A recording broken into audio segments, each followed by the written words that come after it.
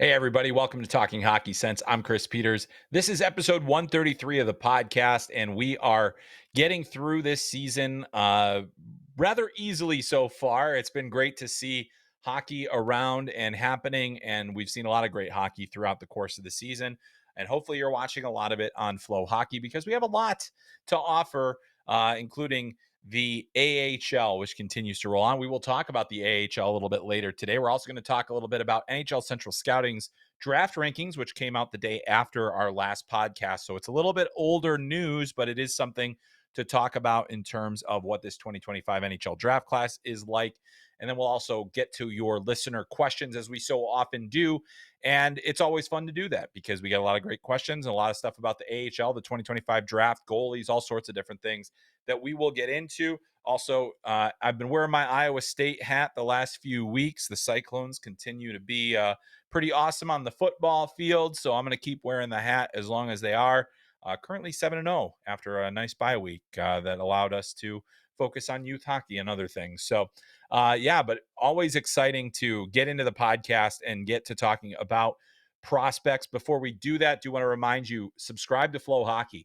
Get that subscription going right now. You will be able to get the entire AHL season. You'll also be able to get all the great games in the ECHL, SPHL, USHL, BCHL, CJHL, and also the CSSHL coming back to FloHockey as well. So a lot of great hockey being played. Also, we have more and more games from the SHL throughout the month of November. We have our November schedule up. So if you want to see which Swedish Hockey League games are going on FloHockey, and that is in the U.S. only, but always great to watch. Today we had Skellefteå and Frölunda, so a lot of high-end prospects in that game, especially if you're a fan of the Detroit Red Wings. So get that subscription now while it is still as early in the season, and then you can really enjoy it for the rest of the year. Get that annual subscription for the best value. All right, we're going to talk a little bit about NHL Central Scouting rankings, which came out last week. And, as a prospects analyst, I always use NHL Central Scouting and its rankings as a guide, as a, did I miss anything? Are there players I'm not sure about that maybe Central has a good grade on? And so the initial watch list that came out is this one, the one that comes out at the very beginning of the season. It's letter grade. So you have the A's, the B's, C's, and then W ratings or limited viewing and not rated. So A's are the guys that are projected to be first round candidates. B's are second or third round. C's are fourth or fifth round. And W is sixth or seventh round. So they get a lot of players in that mix. And there are a lot of players that they have put on this list this year. Not a ton of huge surprises. I think that has happened less and less over the years for Central Scouting, usually among the A ratings, especially at this early stage of the season. We don't have a lot of insight into what these guys are at this point. Like that'll be played out throughout the season. We have an idea of where they sit. We have an idea of what they're going to be going forward, but really we're still doing a lot of guesswork at this stage. And I think that happens even if you have a good book on the player going back to last season. And I think that's why you see a lot of NTDP players still, among the first round candidates and different things, because we have a better book on those guys. Some of them played at the World Under 18s or things like that. But, in terms of what this list actually looked like, among the A-rated players, there's really not a lot that stood out or shocked me in terms of what it looks like. There was a goalie in that mix, Joshua Ravensbergen, who we've talked about on this podcast before, the Prince George goaltender, having a fair start to the season in the WHL this year. But he was the only goaltender to receive an A rating from Central Scouting this time around. James Higgins, Porter Martone, Roger McQueen, Michael Misa, a lot of the players that you would expect to get A ratings, Ivan Ryabkin, Anton Frundell. So there's a lot of players that, were among the A's that we fully expected. I think some of the guys that jumped into the A category, maybe based on some of the early season results, Blake Fiddler from the Edmonton Oil Kings in the WHL. He actually played for Team USA at the Hlinka Gretzky Cup. He's going to play for Team CHL in the CHL USA Prospects game that will feature the NTDP's under 18 team against CHL All Stars that are draft eligible. Blake Fiddler will be playing on that. 6'4" defenseman, had a great showing at the Hlinka Gretzky Cup, and now getting that A rating in the early stages of this season. A lot of the other names were really expected. One name that I think is jumping out and a guy that's really starting to take off a bit more, Jackson Smith from Tri-City in the WHL. He was also put on that list. But I think one of the things that really stood out to me about this list was the relative lack of American players among A-rated players. I mean, we expect there's probably going to be somewhere around 4, 5, maybe 6 players that go in the first round. I mean, you've got Fiddler, who's a dual citizen, but you look at, James Higgins and Logan Hensler are there. Charlie Trethaway is there. Will Moore is there as well, also a dual citizen, but playing at the National Team Development Program. And so that's really, the bulk of that. There's not a lot of NTDP players that got A ratings. That under 18 team has had its ups and downs throughout the season. Most recently lost to Adrian College, a Division III team. So they some of these games that you would traditionally not expect NTDP teams to lose, they've lost. And I think that will ultimately impact their draft stock. It's not because of the results of the team. It's just, I think that's where the team is at. It's got a lot of players that are kind of middle of the road. Cullen Potter also did get an A rating in this. And so he has had a really nice start at Arizona State. I think the thing with him, blazing speed, very highly skilled. I like the player, but I also think that there's going to be, I don't, I'm less certain than I've ever been in terms of whether or not he's a legitimate first round candidate. The size and strength factor right now is going to be an issue. I don't expect him to grow a ton, and so that's another thing that you kind of take into consideration. But he's looked good for Arizona State for the most part, especially with the puck on his stick, especially in offensive situations. He's producing. He's got 4 points through 8 games. The schedule really only gets tougher from here as they start getting into their NCHC schedule, but he also did get that A rating, so that's helpful. In terms of the Europeans that got A's, we talked about Anton Frundell. Victor Eklund is a real rising star. He's playing in the Allsvenskan this year, and so you've got both of those two guys at Djurgården. Frundell has been injured a little bit. He is not going with the U20 team to their under 24 nations tournament. And there is some talk that perhaps he won't make Sweden's under 20 team for the World Junior Championship. I personally have a hard time seeing that. But I think you look at Victor Eklund and the season that he's had so far in the Allsvenskan, just had a hat trick recently. That is a guy that I think will be a big part of the team in Sweden. And if one is and the other isn't, how does that change the dynamic of the discussion around Anton Frundell? But that's going to be, the injury situation with him has really dramatically changed things.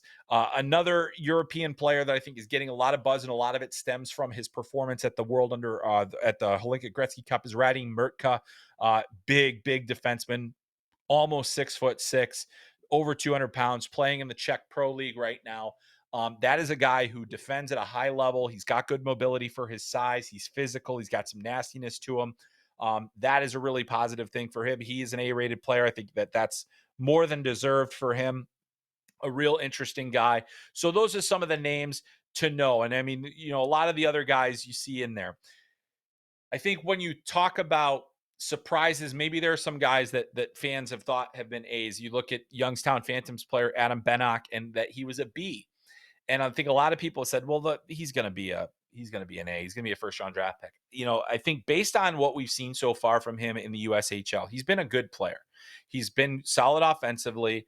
But I think that in order for him to be a true first round candidate, he would have had to proven that he can be a dominant player at that level, that size isn't an issue. He's below a point per game right now. It's only 10 games. It's early yet. I still think that he'll have a chance to go on and have a great season. Will he make Czechia's under 20 team this year? I think he will, but that's certainly not a guarantee at this point. So that's something to keep an eye on as well. Did not play at the World Juniors last year, as a what would have been a double underager. even though he's had some really tremendous international showings at the Hlinka Gretzky Cup. I do think that ultimately he'll be there, and that'll be a great opportunity for him to raise the level. But it doesn't surprise me that he was a B. I thought that was one guy that got some reaction as people were a little bit surprised to see him get that B. We're seeing more of those NTDP players in the B range, guys like Conrad Fondrick, and some of the other players in that mix as well. Will Horkoff, big body player, son of Sean Horkoff.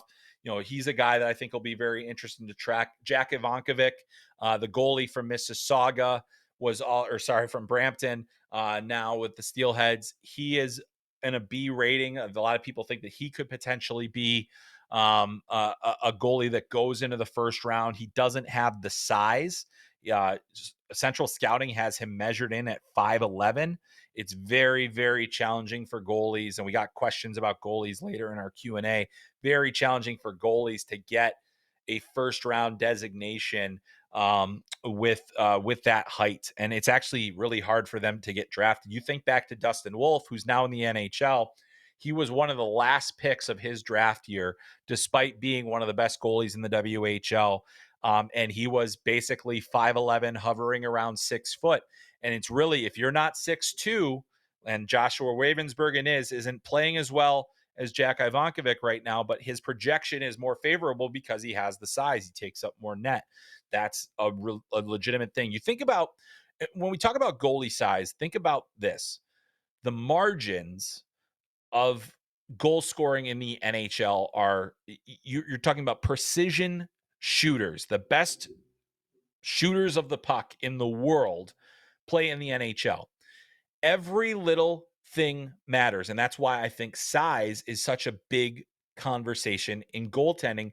And when Ivankovic measures in at just south of 6 foot, it's getting tougher. The thing about UC Saros, he is the poster child for the undersized goalie, but there's really only one of him in the NHL. There's one at his size that plays as a starter, that gets the bulk of his starts, that has, Vezina caliber ability.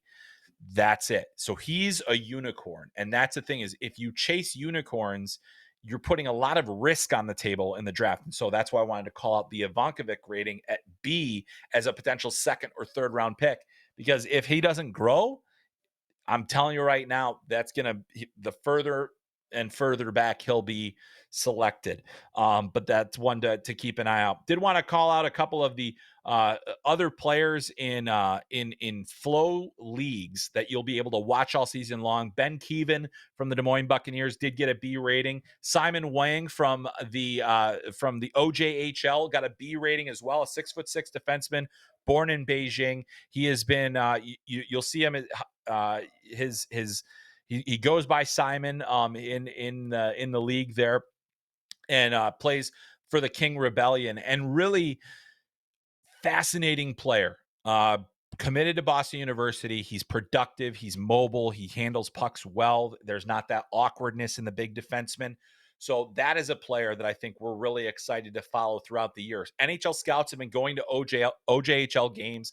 They've been getting good eyes on him, and they're seeing that upside in him. Now, we'll see exactly what his path ends up looking like going forward in terms of, does he need more time in junior? Does he go to college right away? What happens next?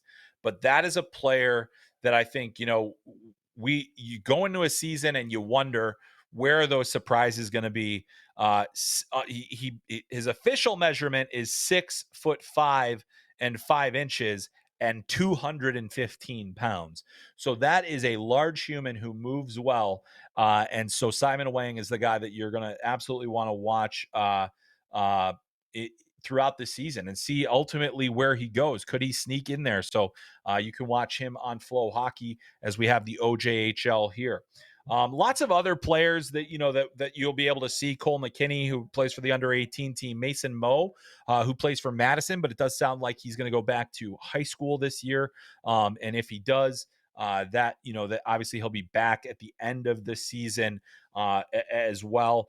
But those are some of the guys from the USHL. We mentioned Benok as well.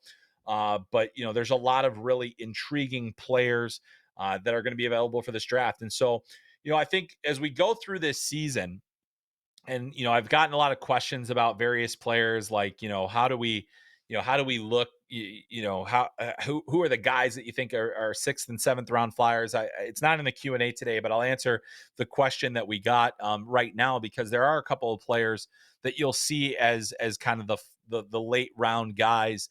The one guy that I'll continue to bang the drum for is someone that I think has a chance to make it as a smaller player.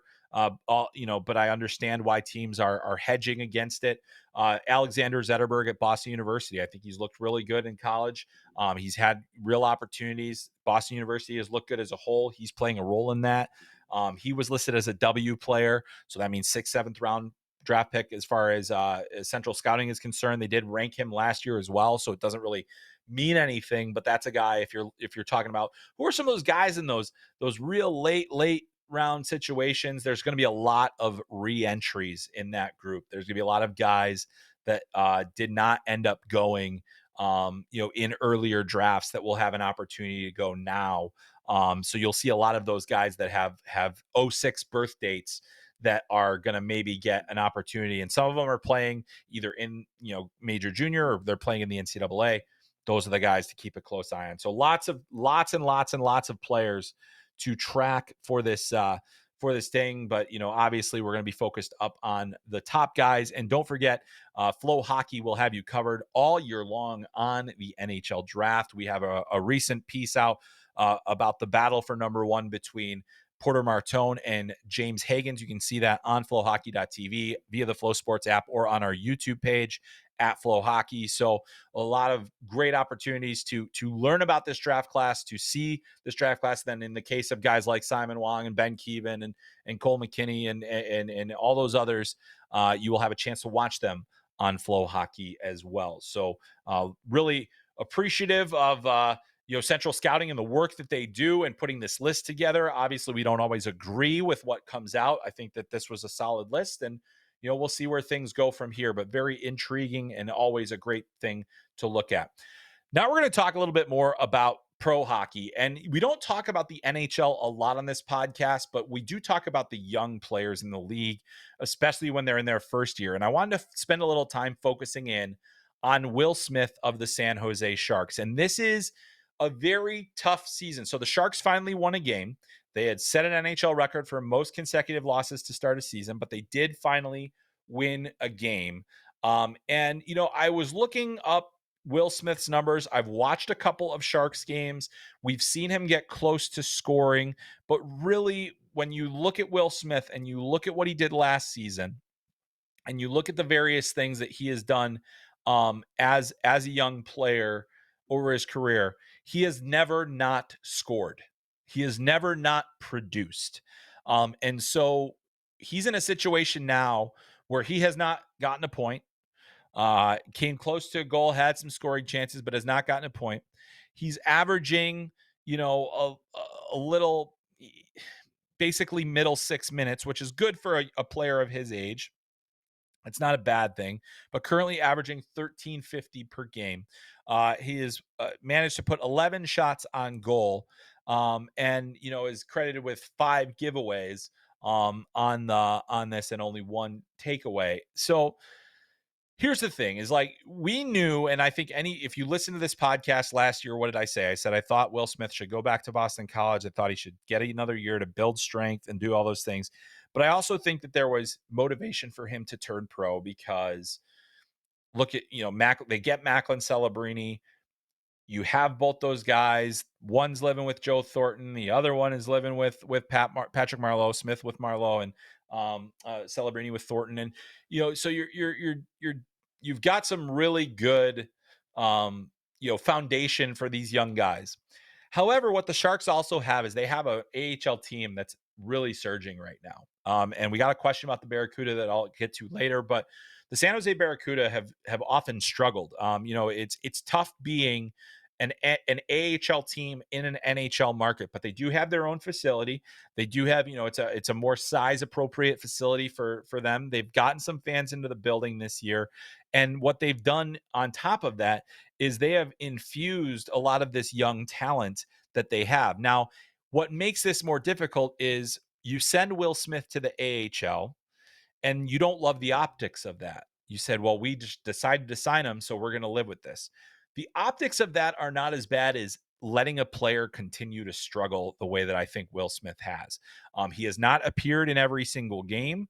And so, as a result, that kind of puts him in a position where it's like, okay, what can we do for this player, and reassess what can be done for this player.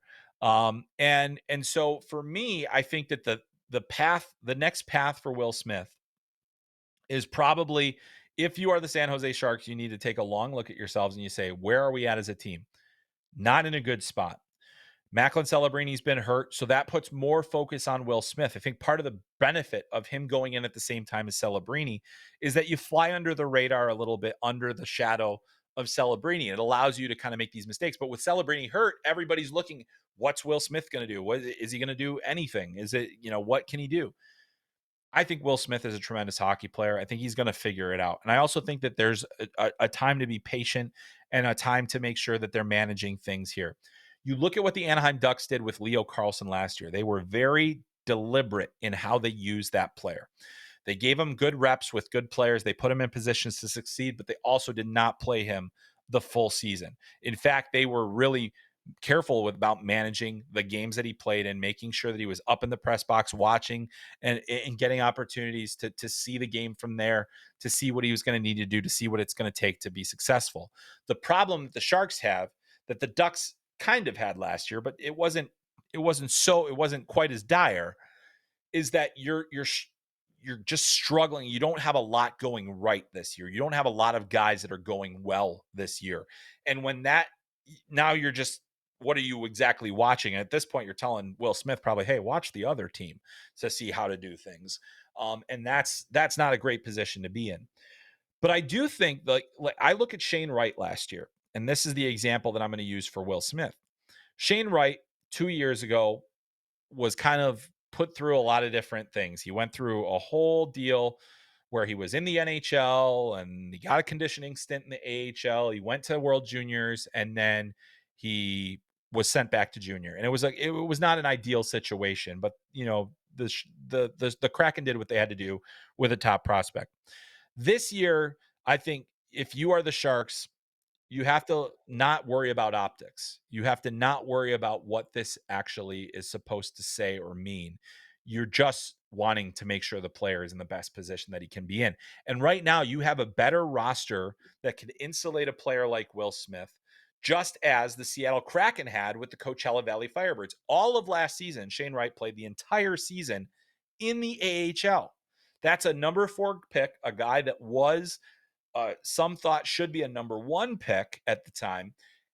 And they put him in the AHL for an entire season. They allowed him to flourish. They gave him a couple of call-ups. I think that might be the best path for Will Smith. Why? Because San Jose, the Barracuda, have been very good this season. Colin Graff, who was an undrafted free agent, was sent there immediately. Philip Biestet, a first-round draft pick, is there right now. Yaroslav Askarov is their goalie right now. He has played lights out amazing. You've got Luca Cagnoni. They just called up Ethan Cardwell. They have guys that are good prospects that will allow Smith to make big plays like he can at the NHL level. And now he's got a chance to really reset, gain confidence, gain those puck touches. The jump from the NCAA to the NHL is hard in the best of circumstances. It's near impossible when the team that you have surrounding your young player is not very good. So this is unsolicited advice. Obviously, I'm coming from a place where I would benefit, because obviously I would love for Will Smith to play some games on FloHockey this year. And now that we have the AHL, I talk about it a lot more, and I talk about the benefits because I've been talking about that from the very beginning. I think that it's the best finishing school in professional sports. You give these players an opportunity when they are struggling, and you don't treat it as a demotion. You treat it as an opportunity. And for Will Smith right now, he needs an opportunity to play good hockey, to be healthy, to gain strength, to get opportunities, to practice more, and to understand the transition to pro hockey. He will pick it up quickly. He's one of the smartest hockey players that I've seen and covered. I think that things will come. Maybe you give him a few more weeks in the NHL, but I think if it doesn't start to turn soon, You have to consider that option. And then you also have to consider letting him go to the World Juniors to be with that age group, to play with the guys that he's played with, to have some success, to try to win another gold medal, have that success, bring that experience back with you to San Jose, and then go forward. But I think as long as Celebrini's out and all that extra focus is on Will Smith, then you got some issues. And if he ends up with injuries and other things, that's not ideal as well. But I'll tell you, I think that he's a great player, and there's a lot that they can get out of him. So I still very much believe in Will Smith. I would have believed in him no matter what happened with this start, because in the end, it's just a few weeks of hockey. In what, and otherwise, the big picture of things is that he was an exceptional player, and I think he will be once again. So very important stuff there for the San Jose Sharks, and it is such a critical time for that organization. You cannot get it wrong with those young prospects. All right, I want to talk about another NHL player currently in the NHL, but he was in the AHL for the weekend, and that is Matt Rempe from the New York Rangers. Now, Matt Rempe became a folk hero last year, and 17 regular season games. First game gets into a fight in the Stadium Series game. Challenges Matt Smith. He goes toe to toe with all the tough guys in the league. Some wins, some he did great in, some he didn't do well at all in, but the fans loved him, and I think his teammates loved him, and I think really the New York Rangers faithful loved him. He also got into the playoffs, and he was able to play. So after only playing in 2 games, the Rangers decided to send Rempe to Hartford to get 2 games, and he played okay. I watched both of those games fairly closely because I was intrigued to see what are we going to see out of Matt Rempe in the AHL now that he's had this NHL service time. And so last season, as I mentioned, 17 games played. He had 2 points, 71 penalty minutes. And then he also played in the playoffs as well. And that it's interesting to see kind of what has happened. So in order to be in the NHL, I really do think, especially if you're going to be a bottom 6 player, you have to be versatile. You cannot be a one-trick pony. And I think that Matt Rempe's overall ability, his size, his length, his physicality, I think all of that, he is able and capable of being a serviceable fourth line player beyond being a traditional enforcer, which there just aren't very many of anymore. And there really isn't going to be, and you need toughness, but you don't necessarily need an empty roster spot, a guy that's only going to be there when you need to send a guy out to fight. So when New York initially sent Rempe to the AHL, I was like, this is his great opportunity. He'll play in their top 6 in Hartford. He'll get a lot of ice time. He'll get puck touches. He'll get opportunities to do the things that he does. He did not fight in either of the games. And that's, I think, what, if you are the New York Rangers, saying, hey, the fights are going to be there. You know what you're doing. You trained in everything. You got yourself more prepared for this season. We need you to focus on being a hockey player.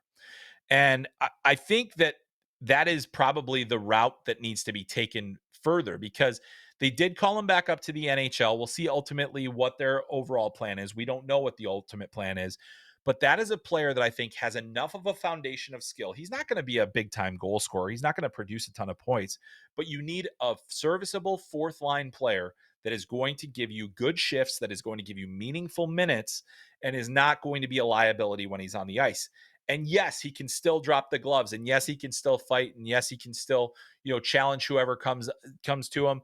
And I think the fans will continue to love him for that. But this is a player that if he decides at 22 years old that this is what he's going to be, and he only becomes that, he spent a lot of the summer training and fighting, and he trained with George Laraque and all this stuff. It's like, that is great. But if you want to be a guy that has a longer shelf life in this league, you have to be more versatile. And what I saw in the AHL did not suggest to me that that was worthy of calling back up, because now you're just getting into that same cycle. I think he's got more to offer as a player than he's been able to show at the NHL level. And I think that because he does something that's so unique, he thinks that that's what he's going to have to do to stay in the league. And maybe he's right. But at the same time, I would love to see a little bit more, get Matt Rempe more reps in an elevated role in the AHL where he's getting more puck touches, where he's trying to create some offense, where he's trying to make some more plays, and not just, having to drop the gloves all the time, because ultimately that is a skill that has a decreasing value as this league continues to get faster and better, and you can't have a liability on the ice. And I don't think that Matt Rempe is, but I think that it could go that way if his development just kind of plateaus with where it's at right now. So lots of things to ponder. So unsolicited advice for the San Jose Sharks and the New York Rangers. I'm sure they're all listening. I'm sure they all agree. I'm sure that that this won't end in any angry text messages or anything like that. But either way, it's very fascinating to see, two players. Like, you've got Matt Rempe, who went to the NHL far faster than I think anybody expected. You have Will Smith, who's there as a top pick, and now you got two guys that are kind of in a tough spot right now. You have to make sure that you're prioritizing their development, not just for this season, and making sure that you're doing right by those players, and then you'll be a lot happier. All right. We've got a lot of great things happening on FloHockey. We've got so many games on the horizon, as I mentioned all the time. I like to plug what we have coming up, because I think that you guys should definitely experience the FloHockey platform and everything we've been doing with that. I've been really excited to have that for you guys here this season. But we've got a lot of interesting things. One thing I did want to point out. BCHL, Penticton V's Eli McCamey, the first ever exceptional status player in the BCHL, just committed to the University of North Dakota. Highly skilled player. He's averaging about half a point a game right now as a 15-year-old in the BCHL. First ever guy to get into the league a year earlier than expected. And now has committed to North Dakota. So you can watch the BCHL on FloHockey all week. Penticton's got a game coming up real soon. You can always catch those games on the weekends. There are also midweek games and things like that. But the Penticton V's is where you can catch Eli McCamey. Also, we've got some great college hockey on the horizon for this weekend. Plenty of great men's and women's hockey. But one of the games I wanted to spotlight, you got to give Air Force credit, because they have played a very challenging schedule this season. They have put a lot of games against ranked opponents and really good teams. And that is going to continue this weekend as they take on number 8 Colorado College in a home and home series. We will have the second game of that home and home for you on FloHockey as those two teams go head to head. November 2nd at 9:05 Eastern time. We'll also have Quinnipiac on the schedule this weekend, taking on Holy Cross. A number of other exciting games. We also have UMass versus AIC. We've got St. Anselm and Franklin Pierce women's hockey as well. So you can see those games. A lot of great college hockey coming your way. We have ACHA, Atlantic Hockey America. We have a couple of teams from Newha as well. So there's a lot of great college hockey that you can watch. But we've got that one big ranked game with number 8 Colorado College going into Air Force on Saturday night. Also wanted to call your attention to our games of the week. AHL game of the week is on Saturday. That'll feature the Chicago Wolves, the AHL affiliate of the Carolina Hurricanes, and the Rockford Ice Hogs, the AHL affiliate of the Chicago Blackhawks. And the Ice Hogs have 3 first-round draft picks on their roster right now. There are a few on Carolina as well. Ryan Suzuki, Bradley Nadeau. They also have guys like Scott Morrow and Felix Underger-Sorum. So there are really good prospects for both Carolina and Chicago playing in that game. That is free across social platforms. So you can watch it on YouTube, X, and Facebook, and or depending on yours of choice. Also, this week, game of the week, ECHL game of the week. We've got Trois Rivières in this game, and it'll be an absolute barn burner, because we've seen some awesome games in the ECHL already. Some of the best teams have been playing there throughout the year, but a lot of fun things coming up here. That game is on Friday night, again, across social platforms. So FloHockey will have the ECHL game of the week featuring Trois Rivières. And so make sure you are getting those games where you can. And if you want to see everything we have to offer, as I'll say many times on the podcast, please subscribe to FloHockey. Also, by subscribing, you're supporting all the great work that we are doing as well on the content side. And so it allows us to continue making cool stuff for you guys, which we will continue to do. I actually will not have a show next week because we will be creating some of that cool stuff for you. So details on that later. All right. We now go to the time in the show where I am going to turn it over to our listeners and let you guys ask the questions you want to ask me. And let's kick it off here with Michael. And this will be something that you can watch on the AHL Game of the Week this week. So that's why he is leading us off. Thank you very much, Michael. Early thoughts on Artem Levshinov in the AHL. How has he looked? So Michael, thank you for the question, and you will be able to see for yourself on Saturday as Levshinov will be playing with the Ice Hogs against the Chicago Wolves. I believe that will be his first home game in Rockford as well. So that game on Saturday. However, I did happen to watch both of his games this weekend, and I will say, he looked like a player at times that, that was his first game of the year. He had been injured. He had not skated a ton with the team. He had not practiced a ton with the team. So that is tough to judge. However, he did have an assist in his first game. So pro debut ends with an assist. It was a bit of an errant pass that went to the right spot though. So you'll take that however you get it. The big things I was looking for was his comfort level, his poise with the puck, his ability to get to pucks and make plays. I think that we saw that. I think that his skating ability is so deceptive because it sometimes just doesn't look like he's really moving. With he doesn't really have a lot of motion in his skating, so he's kind of got this easiness to him that makes him look almost slow, but he's not, because you actually see the way that he gains on forwards, the way that he's able to separate. So he was getting involved in the play down low. He was jumping into plays offensively. He was carrying pucks.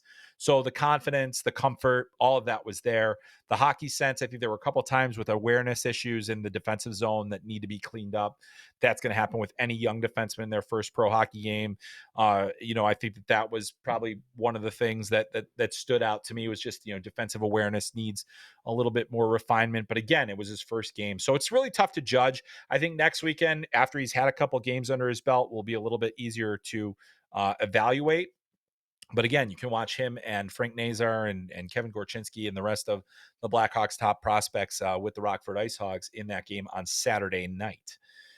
All right. We are sticking with the Chicago Blackhawks because, I'm from Chicago. And so it seems like a lot of people from Chicago follow this podcast and ask questions. So we thank you for that. We'll continue to answer those questions. But this one is about a player we haven't talked about a whole lot in recent months. And that is Sam Rinzel. This first question comes to us from CM. And he asks, is this play sustainable for Sam Rinzel? And then we also had a question from Dan who piggybacked off that question. In the same vein, what are you seeing in Rinzel's game that has progressed? And does this change your opinion of him? So let's talk about Sam Rinzel. He was a late first round draft pick. Now he's in his third season after being drafted. He was drafted by the Blackhawks out of Chaska High School, played a little bit with the Waterloo Blackhawks that year. Then he spent the following season entirely with the Waterloo Blackhawks, and then all of last year with the University of Minnesota. He this season has 9 points through 6 games, 4 goals, 5 assists. He is on fire right now and one of the top offensive defensemen in college hockey based on the numbers. So here's the thing about opinions changing. My opinion on Sam Rinzel has not changed from his draft because I had him projected as a first round draft pick. I had him projected as a project, as a guy that was going to need years to get up to speed. And now what are we seeing? We're seeing a player that has confidence. We're seeing a player that he's always had good mobility and good skating ability, but we're seeing him use it more effectively. We're seeing a player that is taking pucks to the net. He scored 2 goals all of last season. He already has 4 this year. And we're seeing a guy that, played at the World Juniors last year, has played in some high-level hockey, has seen high-level college hockey. And he's also playing bigger and bigger minutes this year because he has to. And so to see Sam Rinzel come into his own this year, it's not really a surprise to me because I've seen the progression year over year. He was better in Waterloo. At times, it took him. It was a bit of a that season was up and down his post draft season. Last year, I liked a lot of what I saw from him at Minnesota. I thought there were some good moments from him at the World Juniors. The thing is that even though we're seeing this progression now, he's still not close to a finished product. I just think that the timeline has worked out better for Chicago. But next year is going to be interesting because let's say Sam Rinzel decides that he wants to continue playing college hockey next year. Well, the clock is going to be ticking on whether or not the Blackhawks are able to get him signed. Now, as a first round draft pick, they would get a compensatory pick should he not sign with them. But I think if you're Chicago and you've invested a first round pick in a player and you've invested in their development, you want to see more from them, you're going to offer them a contract. And I'm assuming that contract is going to come after this season. It'll be up to Rinzel to decide whether or not he wants to sign it.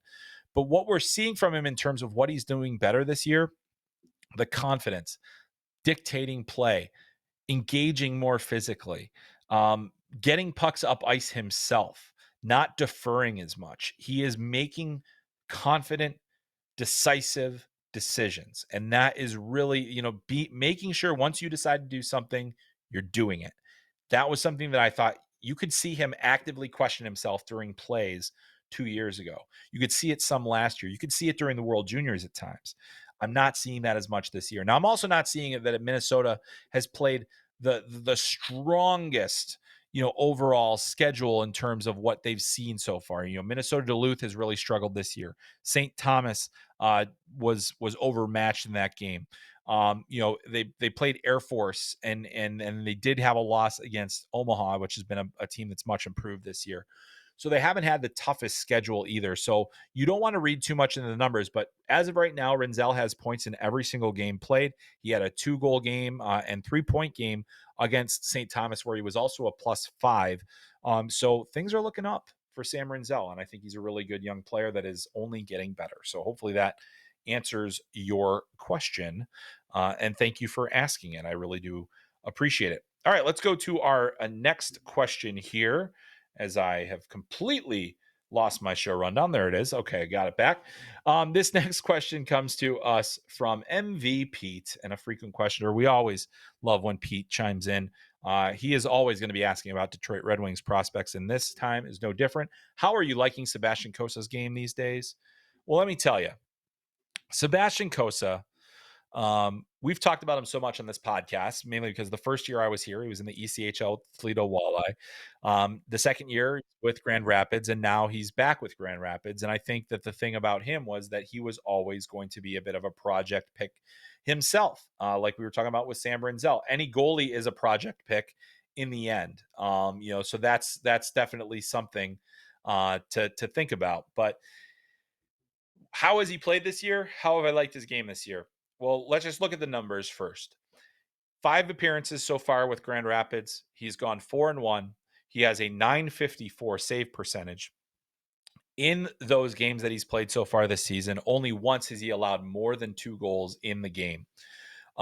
So that's pretty good. The other things that I'm seeing from Cossa, he still has, he's refining his technique. He is sharper. I think his pre-shot reads are better. However, he still has that ability to make the big save, which is something that I think a player at his size can be very challenging to do.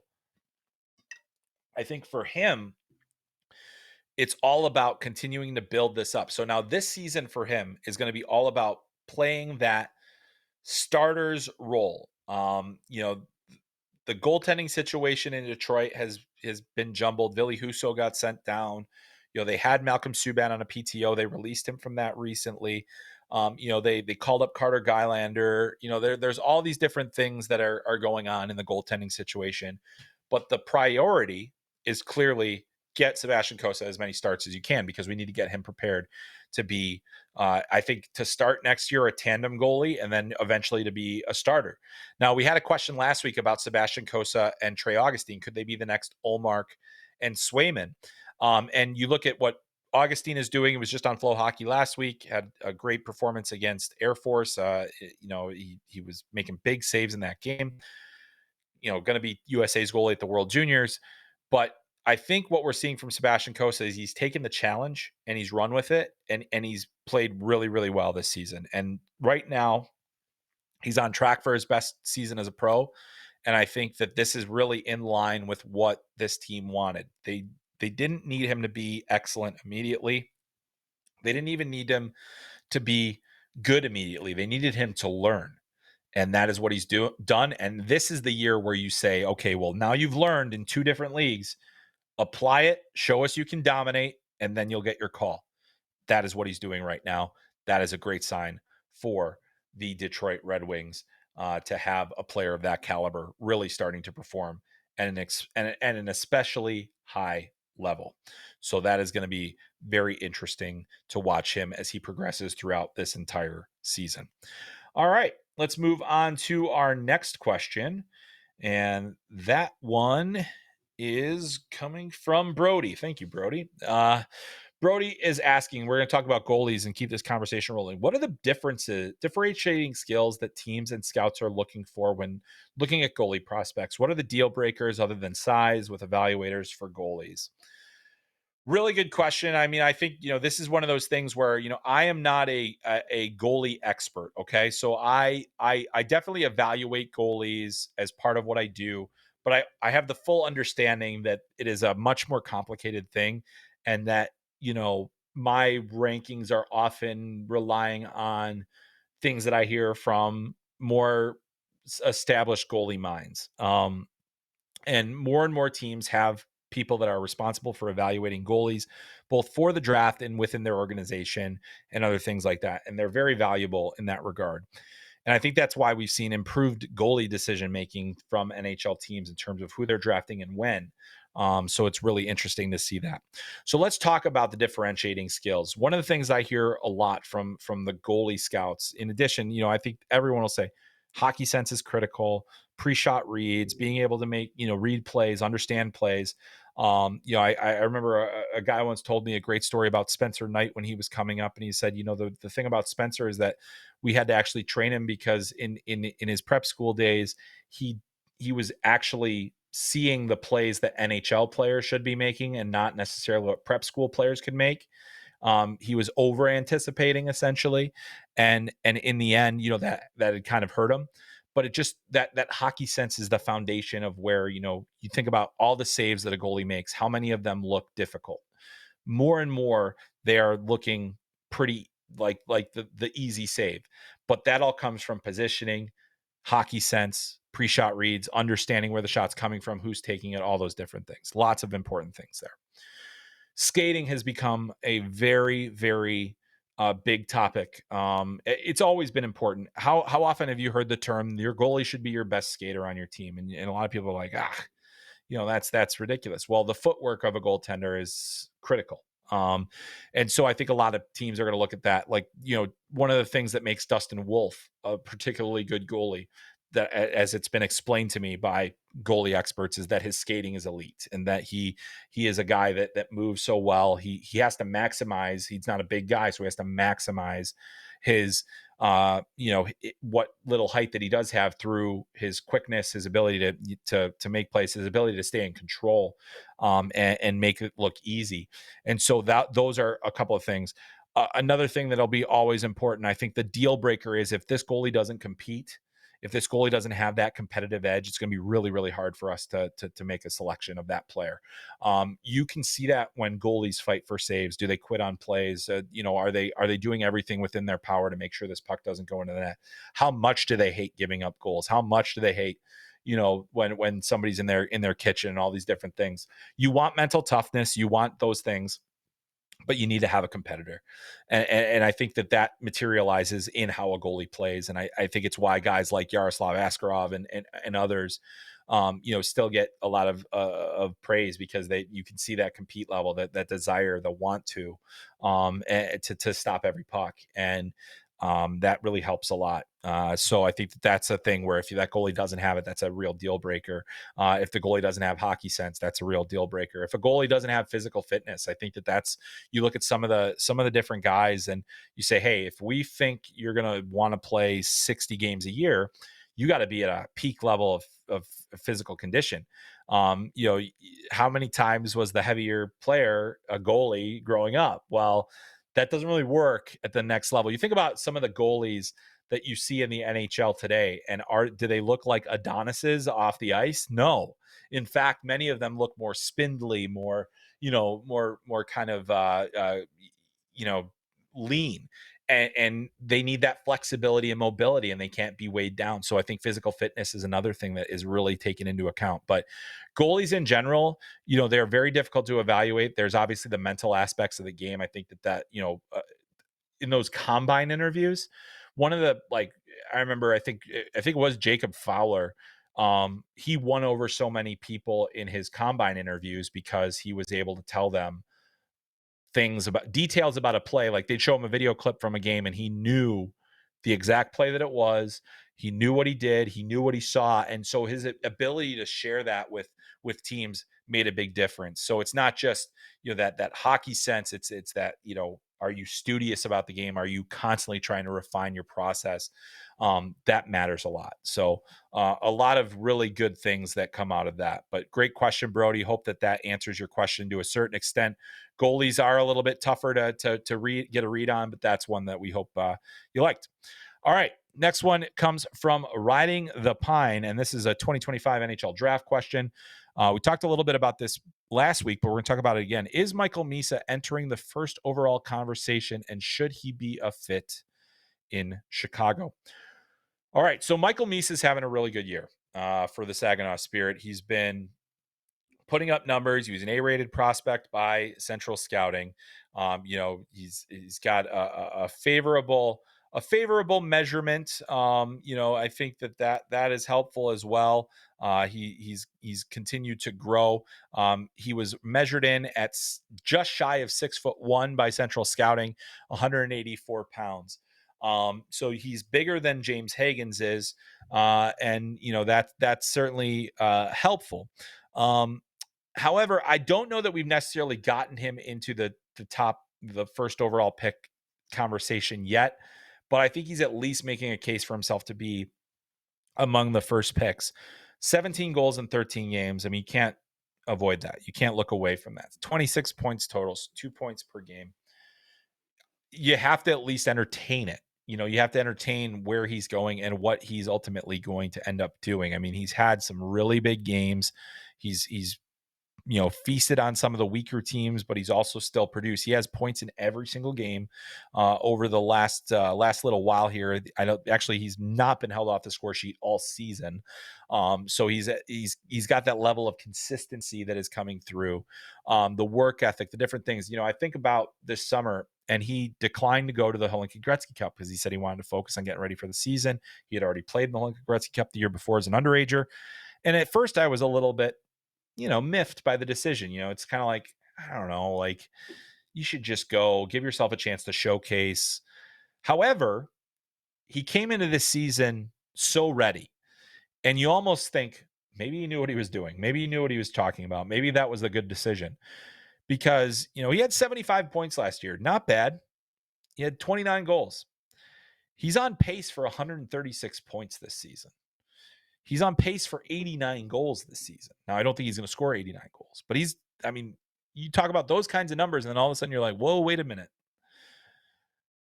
I don't think it's going to happen, to that degree, but I think you do have to have the conversation. Now, as far as does he make sense for the Blackhawks? As of right now, the Chicago Blackhawks in their next draft, you were probably hoping that they have one of these elite forwards from this class that they're able to plug into their mix. And if it's Misa, he makes sense. I mean, he's a guy that can play center or wing. He can, score goals. He can make plays. So if they're in a position to select a player that high, sure, he makes sense. I mean, I think a lot of players do. I think right now, if you're Chicago, you're trying to find more and more elite offensive talent to support Connor Bedard. And I think that's what we will see ultimately from them in this next draft, because there will be plentiful options and they'll be picking pretty high. All right. Our next question comes from Emmett, who is going to ask about one of the great names in the AHL. What do you think of Amadeus Lombardi's season so far? And then also, what is your ceiling for Cullen Potter? So 2 questions for the price of 1. We'll start with Amadeus Lombardi, and he has had a great start to his AHL season. He is currently Just getting the numbers up here. Has 6 points, 4 goals through 7 games with the Grand Rapids Griffins, considering he had 26 points last season. A big jump for him. The season prior, he was over 100 points in the OHL. And now Lombardi is probably one of those guys. It's more of a secondary scoring option for the Red Wings going forward, but you need to prove it at some level, and he's doing that right now with the team. He did have 4 of his 6 points in the last weekend series against Lehigh Valley Phantoms, both wins for Grand Rapids. And let's talk about Grand Rapids real quick while we're talking about Lombardi, because the Grand Rapids Griffins are off to their best start in franchise history. They're 6-1 right now, and as we record this, and so this is a team that's really starting to take off in a major way. And it's Kosa, it's Nate Danielson, it's Amadeus Lombardi, it's these players that are getting opportunities to be big time players at the AHL level, and that's going to help the Red Wings. It doesn't help them right now, but it will help them in the future. And I think having players like Lombardi as a secondary option, especially one that's picking up his game as much as he has, is really exciting. I mean, the last couple of weeks for him have been good. He's gotten all of his points over the last 2 weeks after going scoreless in the first couple of games. I think there's a lot to like about that player. And I think there's a lot to like about where the future of the Red Wings are, considering you've got the guys that are playing so well over in Sweden. Axel Sandin Pellikka has looked amazing at the SHL level. Michael Brandt-Nygaard, starting to get his feet under him at the SHL level. So you're getting all these players that you think are going to contribute to your team. And I would say Lombardi is absolutely one of those players. All right. Our final question of the day is going to come to us from Jenna. And Jenna asks, AHL trends so far, and how much can we read into a team's record, i.e., are the San Jose Barracuda actually good now? I think they are. So let's start with that, the San Jose Barracuda. And one of the reasons why I think, advocate for getting Will Smith some reps in the AHL is because of how good the Barracuda have been to start the season. I mean, this is a team that it's been tough sledding for them. They haven't always had great records. They haven't, it's tough, like I said, to be an NHL team or an AHL team in an NHL market. But as of right now, through 6 games, they're 5-1. They have outscored opponents 30-12 so far this season. One of the best goal differentials in all of the AHL. And it's the Barracuda doing that. And you also look at who's doing the scoring for that team, and it's mostly young players. So that's an important thing as well, is that the San Jose Barracuda, their leading scorer right now is Colin Graff, who's a first-year professional, did get some games last year with the Sharks, but now he's got 9 points. He leads all rookies in the AHL. Not far behind him, Luca Cagnoni, defenseman, 7 points, including 4 goals from the back end. He's looked really sharp at the beginning of this season. Philip Bistet, 7 points, 3 goals for the first round pick. Donovan Houle with 5 points, another rookie that's creating things. Ethan Cardwell, who just got called up, has 5 points so far in this game. Kasper Haltunen is also is producing 2 goals, 4 points so far for a guy that was playing junior last year. And then you look at Askarov and what he's done this year, and all he's done through 4 games is allowed only 5 goals, a .954 save percentage, 4-0-0, and he's got 103 saves. I think this team defends better. They're more challenging offensively, and then they have the goaltending, and that's a dangerous combination. Now, Askarov may eventually get called up to the NHL, and that does change the dynamic for them. They're still going to have serviceable goaltending, but obviously Askarov makes a big difference. This San Jose team, this Barracuda team, I think is legitimate and is a team that I'll be definitely watching. But in terms of what we read into early season trends, I think you always have to be careful, because when we look at a sample size that's sliced the way that the early season is, you read too much into things without enough data. That said, you look at what the Hershey Bears have done this season. 2-time defending champion, going for the first 3-peat since 1962. They're 6-1-1 so far with an overtime loss, but they are also really outscoring opponents 30-18. Ivan Rashashenko has looked outstanding for them. Hershey's going to be a team to beat. The Charlotte Checkers are off to a tremendous start. They're the affiliate of the defending Stanley Cup champion Florida Panthers. They've made some nice adds. Aiden McDonough keeps scoring goals. They've had a lot of really positive developments for that team. They've got 30 goals for, 16 against so far this season. Really solid start for them. Toronto Marlies, undefeated undefeated save for one shootout loss. They've won 6 of 7, but they are also really looking productive. Alex Nylander's had a really nice start. They've gotten tremendous goaltending so far this season, and they just got Fraser Minton back, who was sent down after recovering from injury by Toronto. So that's going to help the Marlies. Laval Rocket also off to a hot start, and they lost one of their top defensemen when Logan Mailloux got called up. But they've had guys like Luke Tuck contributing. They've had other players that are going to be very important for their team going forward, contributing to that roster. So they're off to a really good start. Milwaukee, Grand Rapids, Texas, Calgary, all teams with just one loss so far this season. On the opposite end of the spectrum, we've seen some struggles. Iowa Wild, Chicago Wolves, Ontario Reign, all teams currently with one win. The Utica Comets remain winless at this point, 0-6 right now. Bridgeport and Lehigh Valley also only with one win. And again, we don't read too much into the beginning of the season. I think in terms of trends and different things like that, how are players doing? How are they performing? Who's earning call-ups? Who's got the horses? That's what we've kind of figured out with this team. So it's been fascinating to watch the AHL unfold this season. Obviously, a lot of teams off to a really strong start, others struggling a bit. But this is the nature of hockey, and I think we're going to see some really great hockey throughout the year on FloHockey. So if you haven't yet, my final plug, get that annual subscription now so that you can never miss a moment of all of this great hockey action from the AHL and below. College hockey, junior hockey, so much on the horizon.